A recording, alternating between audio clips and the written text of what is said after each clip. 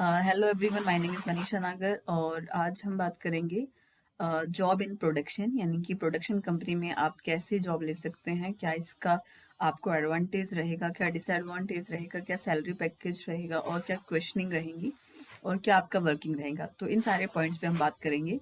तो जो सबसे पहले मैं इंट्रोड्यूस करना चाहूँगी कि what is pharmaceutical company for production, यानी कि जो फार्मास्यूटिकल कंपनी है उसमें प्रोडक्शन किया जाता है किसी भी ड्रग का। कोई भी ड्रग हो, चाहे वो आपकी सॉलिड, लिक्विड और आपकी पैरेंट्रल हो।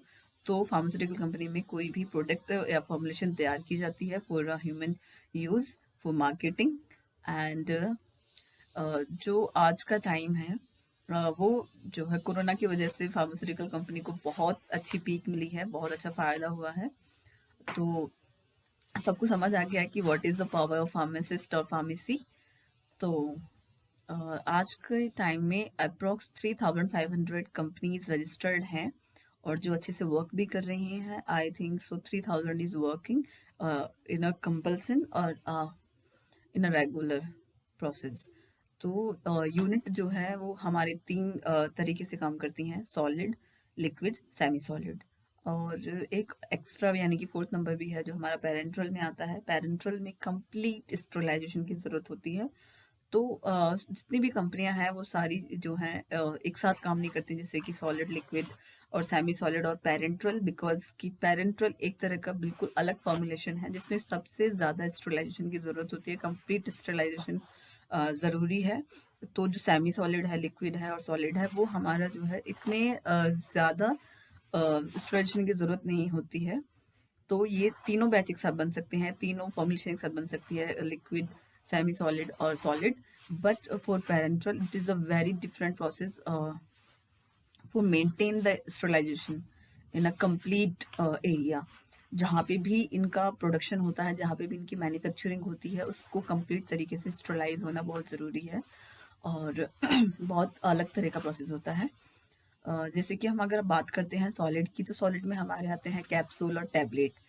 और इनका रॉ मटेरियल से लेके आपको एंड तक यानी कि पैकेजिंग तक का सारा काम जो है एक प्रोडक्शन का ही काम है। और प्रोडक्शन में और भी बैच आते हैं, जैसे कि और भी जॉब क्राइटेरिया है। जैसे कि अगर आप कोई मैन्युफैक्चरिंग कंपनी है या फिर कोई भी प्रोडक्शन का काम कहीं चल रहा है, तो उसमें सारे और भी प्रोसेस होंगे, जैसे कि आपका क्वालिटी कंट्रोल हो गया, क्वालिटी एश्योरेंस हो गया और आपका पैकेजिंग हो गया। तो ये सारी चीज़ें जो हैं एक प्रोडक्शन के अंदर ही आती हैं। कभी कभी जो स्टूडेंट होते हैं उनका डायरेक्ट मन होता है कि वो क्वालिटी कंट्रोल में जाए, क्वालिटी एश्योरेंस में जाए, क्योंकि ये सुनने में बहुत अच्छा लगता है कि आप you are in a QC और QA। अगर आपको एक बेस्ट नॉलेज या अपने आप को भी सेटिस्फाइड करना होता है जॉब के लिए, तो आप डायरेक्ट प्रोडक्शन के लिए जाएं and then you go move for step by step. ये बहुत हेल्पफुल रहेगा, क्योंकि अगर आप जॉब QC और QA में लेते हैं तो आपको इतनी नॉलेज नहीं होती है। अगर आप प्रोडक्शन के बंदे हैं तो आपको सारी चीज़ें पता है कि स्टार्ट टू एंड क्या है, और इसलिए आपके लिए बेनिफिशियल है कि आप QA और QC का भी पार्ट बन सकते हैं। और एक और अलग डिपार्टमेंट आता है आपका HR, ह्यूमन रिसोर्सेज। तो ये सारी चीज़ें ही आप स्टेप बाय स्टेप करेंगे तो आपके लिए बहुत बेनिफिशियल रहेगा। और ये जो जॉब है बेसिकली बी फार्मा स्टूडेंट और डी फार्मा के लिए बहुत सही है। डी फार्मा के लिए मैं इसलिए कहूँगी क्योंकि आपको ज़्यादा टाइम नहीं लगता है चीज़ें सर्टिफाइड होने में, एज अ फार्मासिस्ट बनने में। और जहाँ पे आप बी फार्मा करते हो तो आपको 4 साल की मेहनत लगती है, और जिसके एंड पे आपके आपको एज अ सर्टिफाइड फार्मासिस्ट बन जाते हैं। So I will move on semi solid. Semi solid में आपके आते हैं क्रीम, लोशन, ऑइंटमेंट, ये सारी चीज़ें आती हैं। अगर मैं बात करती हूँ लिक्विड की, तो उसमें इमल्शन, सिरप, सस्पेंशन, ये सारी चीज़ें आती हैं जो आपका लिक्विड का पार्ट होती हैं। और इनकी पैकेजिंग भी आप ही के पास है, क्योंकि अगर प्रोडक्शन का जो पर्सन है उसके पास स्टार्ट टू एंड तक का फंक्शन होता है कि उसे स्टार्ट में रॉ मटेरियल जो आपको मिला है उसको प्रोसेस करके आपको एंड में जो आपको एज अ सिरप या फिर एज अ टैबलेट, कैप्सूल, ये सारी चीज़ें आपको एंड करनी होती हैं। And now we move to the questioning, यानी कि अगर आप इंटरव्यू दे रहे हैं प्रोडक्शन के लिए तो आपसे क्या जनरल क्वेश्चन पूछे जाएंगे, आपको एज ए व्यूअर कैसे परफॉर्म करना है। फर्स्ट आपके पास होता है सीवी, यानी कि जो आपका बायोडाटा होता है वो आपका कंप्लीटली रिटन डाउन एक मैनर में लिखा होना ज़रूरी होता है। एज अ फ्रेशर अगर आप जाते हैं तो आपके लिए ये सारी चीज़ें मैटर करती हैं। और सेकंड आपसे कॉमन क्वेश्चन पूछे जाएंगे, what is production, what is this process and why you want to this job and tell me about the company. यानी कि अगर किसी भी कंपनी में या किसी भी जगह आप जाते हो तो वहाँ की इंफॉर्मेशन होना बहुत ज़रूरी है। आपका फर्स्ट पॉइंट ये होना चाहिए कि आपको उस एरिया के बारे में सबसे ज़्यादा पता होना चाहिए। वहाँ की जैसे भी कोई कंपनी होती है, तो मैंने आपको पहले बताया है कि कुछ कंपनियाँ होती हैं जो सिर्फ सॉलिड, लिक्विड और सेमी सॉलिड और पैरेंटल में भी, मतलब पैरेंटल का होता है कि हाँ या ना, मतलब कहीं होता है कहीं नहीं होता है। तो उस कंपनी में ये चीज़ें ज़रूरी होती हैं कि आपको ये पता हो कि वहाँ प्रोडक्शन किस यूनिट पे हो रही है, सॉलिड, लिक्विड, सेमी सॉलिड। या फिर ये भी होता है कि कभी कभी जैसे कि कुछ कंपनियां होती हैं फिर वो स्पेसिफिक होती हैं कि वो अ, जैसे कि क्रोसिन बना रही हैं या फिर आपका पैरासीटामोल बना रही हैं, पेन किलर में जितनी भी कैटेगरीज आती हैं, तो उनके लिए आपको ये भी पता होना चाहिए कि उनका सॉल्ट क्या है, मेन सॉल्ट। तो ये सारे क्वेश्चन आप तैयार करके रखें और एक कॉन्फिडेंट पर्सन होके आप ये सारी चीज़ें आंसर करें एक इंटरव्यूअर को।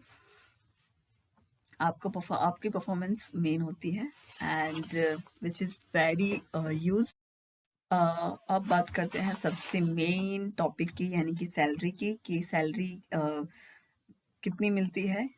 अगर आप जी फार्मा के स्टूडेंट हैं तो आपका जो सैलरी रहेगा वो 8,000 to 40,000 रहेगा।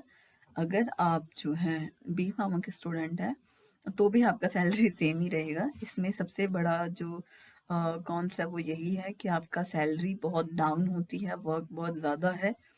और प्रोडक्शन में सिर्फ आपके मतलब अब सैलरी जो है वो डिपेंड करता है कि कौन सी कंपनी है, कैसी कंपनी है, क्या कंपनी में मतलब मार्केट में डिमांड है। अगर किसी कंपनी की जैसे जॉनसन एंड जॉनसन की बात करूं, हमदर्द की बात करूं, डाबर की बात करूं, तो ये कुछ ऐसी कंपनियां हैं जहाँ पे वैल्यू बहुत ज़्यादा है मार्केट में, तो उनका शायद जो प्रोडक्शन में सैलरी है वो हायर होता है as compare to other company. अब मैं हाईलाइट कर देती हूँ एडवांटेज क्या है, डिसएडवांटेज क्या है अगर प्रोडक्शन में आप जाते हैं। एडवांटेज में अगर बात करती हूँ तो सबसे पहले फ्रेशर जो है उनके लिए बहुत अच्छी है, क्योंकि फ्रेशर का बहुत अच्छे से वेलकम किया जाता है। और सेकंड, आपको जो है अंडर वन रूफ के अंदर काम करने को मिलेगा। यानी कि जैसे कि अदर जॉब है, जैसे कि आपका मार्केटिंग का है, सेल्स एंड मार्केटिंग का है, तो वहाँ पे आपको one stop to second stop to third, यानी कि मूव करना होता है एक जगह से दूसरी जगह, तीसरी जगह अपने प्रोडक्ट को सेल करने के लिए। तो यहाँ पे आपको सिर्फ एक सिस्टमिक यानी कि एक एरिया में काम करना होगा और वो आपके लिए बेनिफिशियल है। एंड थर्ड वन इज, मतलब जो आप डिपार्टमेंट को ढूंढते हैं, यानी कि एक पर्सनल को चाहिए कि उसका ग्रोथ भी साथ के साथ होती रहे। तो अगर आप प्रोडक्शन में एंट्री करते हैं तो आपके लिए ऑफर और भी खुल जाते हैं, जैसे कि आपका QC, QA, HR, तो मैनेजमेंट, ये सारी चीज़ें आपके लिए खुल जाती हैं अगर आप उस कंपनी में एज अ फ्रेशर हैं। Okay, and this is all advantage and disadvantage of the production process. तो उसमें सबसे बड़ा जो कौन सा आपके लिए वो है सैलरी का, यानी कि आपको सैलरी बहुत ही मिनिमम मिल रही है। और सबसे मेन बात भी यही है कि जब पर्सन अपना बी फार्मा कंप्लीट करके एंटर करता है किसी भी कंपनी में तो उसकी एक्सपेक्टेशन बढ़ जाती है, बिकॉज कि उसके पास 4 साल तक की कड़ी मेहनत का प्रोसेस होता है। तो वो चाहता है कि सैलरी एटलीस्ट अच्छी हो, but in a production area यहाँ पे सैलरी बहुत ही कम होती है। सबसे बड़ा डिसएडवांटेज यही है। और और सेम एरिया में आप काम करोगे, यानी कि जैसे कि आप एक मशीन पे काम करते हो डे वन से, तो आप सालों साल तक उसी मशीन में ही काम करोगे, उस मशीन पर ही काम करोगे। तो ये भी है कि आपको ग्रोथ करने का टाइम नहीं मिलता या फिर ग्रोथ करने के लिए आपको अपॉर्चुनिटीज़ नहीं मिलती। वो day one two last day तक आपको सेम मशीन पे काम करना पड़ेगा, सेम प्रोसेस में काम करना पड़ेगा। ये भी सबसे बड़ा डिसएडवांटेज होता है। और फिजिकल वर्क भी बहुत ज़्यादा होता है। एंड आई होप सो कि आपको ये सारी चीज़ें समझ आई हों, आपके लिए बेनिफिट हो। And all the very best for your job, and may God bless you all and crack